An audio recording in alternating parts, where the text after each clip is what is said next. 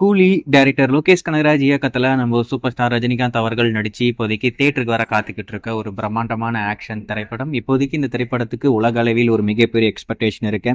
அதுல குறிப்பா லோகேஷ் கனகராஜ் அவருடைய படங்களுக்குமே எப்போதைக்குமே ஒரு மிகப்பெரிய எக்ஸ்பெக்டேஷன் உலக அளவில் இருக்கு. அவருக்குன்னு தனியா ஒரு ஃபேன் பேஸை கிரியேட் பண்ணி வேற லெவல்ல படம் எடுக்கிற ஒரு டைரக்டர்ல நம்ம லோகேஷ் கனகராஜ் ஒரு முக்கியத்துவம் வாய்ந்த ஒரு டைரக்டர். அஸ் அ பர்சனலா அவருடைய மிகப்பெரிய ஃபேனா இந்த கூலி படத்துக்கு மிகப்பெரிய வெறிகொண்டு காத்துக்கிட்டு இருக்கேன். 2025 ஏப்ரல் அப்படி இல்லைனாக்கா மே மாதம் இப்போதைக்கு தியேட்டருக்கு வர காத்துக்கிட்டு இருக்கேன். இன்னைக்கு நம்ம சூப்பர் ஸ்டார் அவருடைய பர்த்டே ட்ரீட்டா இந்த படத்துடைய ஒரு மிகப்பெரிய விஷயம் வரப்போகுது, அதாவது கிளிம்ஸ் வரப்போகுது அப்படின்ற மாதிரி நம்ம சொல்லியிருந்தோம்.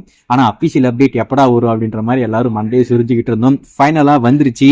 இன்னைக்கு ஈவினிங் 6 மணிக்கு ஒரு எக்ஸைட்டிங்கான அப்டேட் நம்மளுக்கு காத்துக்கிட்டு இருக்காமா. டெஃபினட்டா அந்த விஷயம் மிகப்பெரிய விஷயமா இருக்க போது.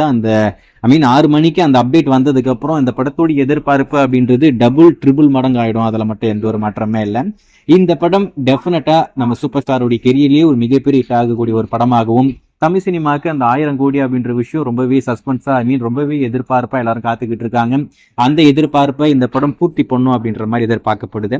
ஸோ ஏதோ ஒன்று சூப்பர் ஸ்டார் ரசிகர்களுக்கு இன்னைக்கு ஒரு ட்ரீட்டா, அதாவது அவருடைய பர்த்டே ட்ரீட்டா இந்த படத்துடைய ஒரு சின்ன பெரிய கிளிம்ஸ் நம்மளுக்கு காத்துக்கிட்டு இருக்கு.